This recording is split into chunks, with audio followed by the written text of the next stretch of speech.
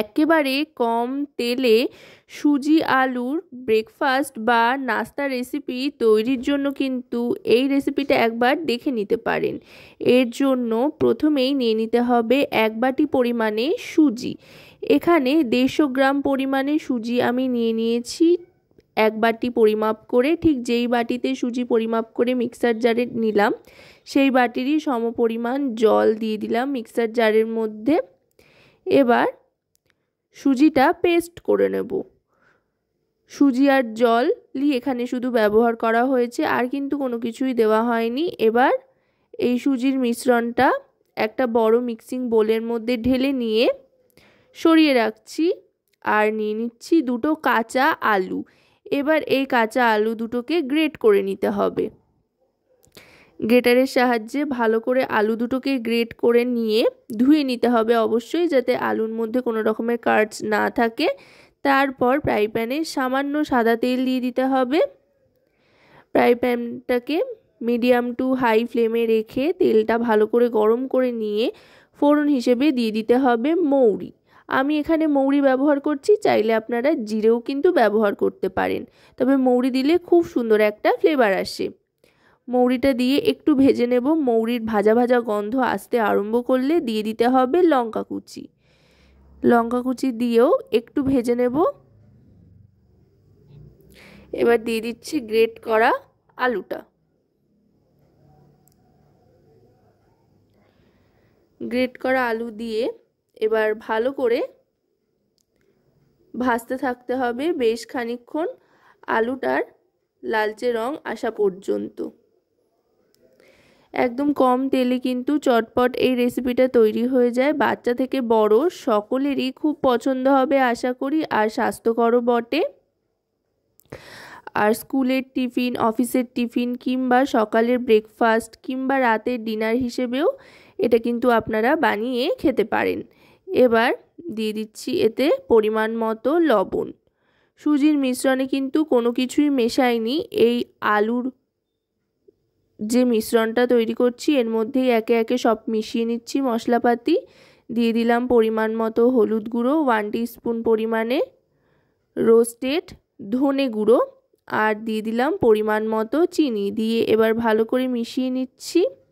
নুন আর চিনিটা একটু বেশি করে দিলাম, যেহেতু পরে আবার সুজির সাথে মিশবে এটা, সেই কারণে। দিয়ে এবার ভালো করে মিশিয়ে নিচ্ছি। দেখুন আলুটা কিন্তু অনেকটাই ভাজা ভাজা হয়ে এসছে। এবার গ্যাসের ফ্লেমটা একেবারে লোতে রেখে দিয়ে দেব কাসুরি মেথি। এতে করে দারুণ সুন্দর একটা ফ্লেভার আসবে, খুব সুন্দর গন্ধ আসবে একটা। আপনারা আপনাদের পছন্দ মতো যে কোনো ফ্লেভারের মশলা, হার্বস বা ধনেপাতা কুচি কিন্তু ব্যবহার করতে পারেন। এবার কাসুরি মেথিটা দিয়ে ভালো করে মিশিয়ে নিলাম। মিশিয়ে নিয়ে গ্যাসের ফ্লেমটা অফ করে নাবিয়ে নেব। এই আলুর মিশ্রণটা দিয়ে দেব সুজির ব্যাটারটার মধ্যে। সুজির ব্যাটারের মধ্যে এই আলুর মিশ্রণটা দিলে কিন্তু এই ব্যাটারটা আরও খানিকটা ঠিক হয়ে যাবে। এবার ভালো করে মিশিয়ে নিচ্ছি।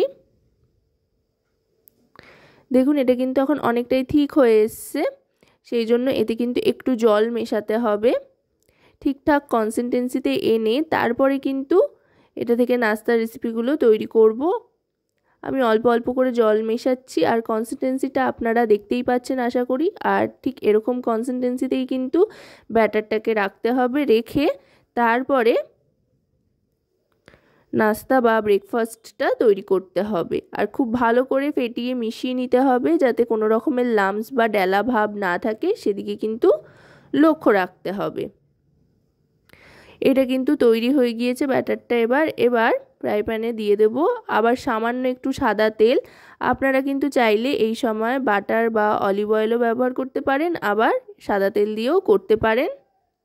একেবারে ঘরোয়া উপকরণে খুবই সহজ পদ্ধতিতে কিন্তু চটজলদি এই রেসিপিটা তৈরি হয়ে যায়। এবার ছোট হাতার 1 থেকে 1.5 হাতা মতো দিয়ে দিলাম ব্যাটারটা।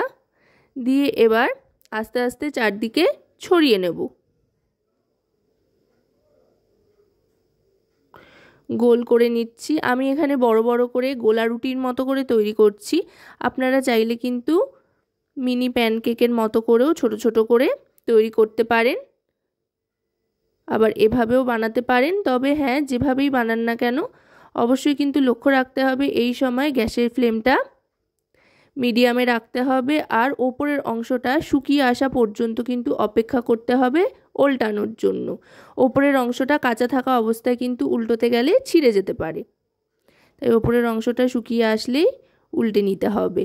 আশা করব রেসিপিটি আপনাদের ভালো লাগবে। ভালো লাগলে অবশ্যই রান্নাবাটি চ্যানেলটিকে সাবস্ক্রাইব করে লাইক শেয়ার কমেন্টের মাধ্যমে আমাদের পাশে থাকবেন, আর পাশে থাকা বেল আইকনটি অন করে দেবেন সবার আগে সমস্ত নতুন রান্নার নোটিফিকেশান পাওয়ার জন্য। আর যদি রেসিপিটি আপনারা আমাদের ফেসবুক পেজ থেকে দেখেন তো অবশ্যই রান্নাবাটি ফেসবুক পেজটিকে ফলো করার অনুরোধ রইল। দেখুন দুপিঠ কিন্তু খুব সুন্দর করে ভাজা হয়ে এসছে, আর দেখতেও অসাধারণ হয়েছে, খেতেও কিন্তু দুর্দান্ত লাগে এই রেসিপিটি। দুদিকটা সমানভাবে ভেজে নিচ্ছি। আপনাদের একটা লাইক শেয়ার সাবস্ক্রাইব কমেন্ট কিন্তু আমাদের অনেক অনেক উৎসাহিত করে নতুন নতুন রান্নার ভিডিও তৈরি করার জন্য। তাই লাইক শেয়ার কমেন্ট করে আমাদের উৎসাহিত করুন ও পাশে থাকুন। তো রেসিপিটি কেমন লাগলো অবশ্যই জানাবেন।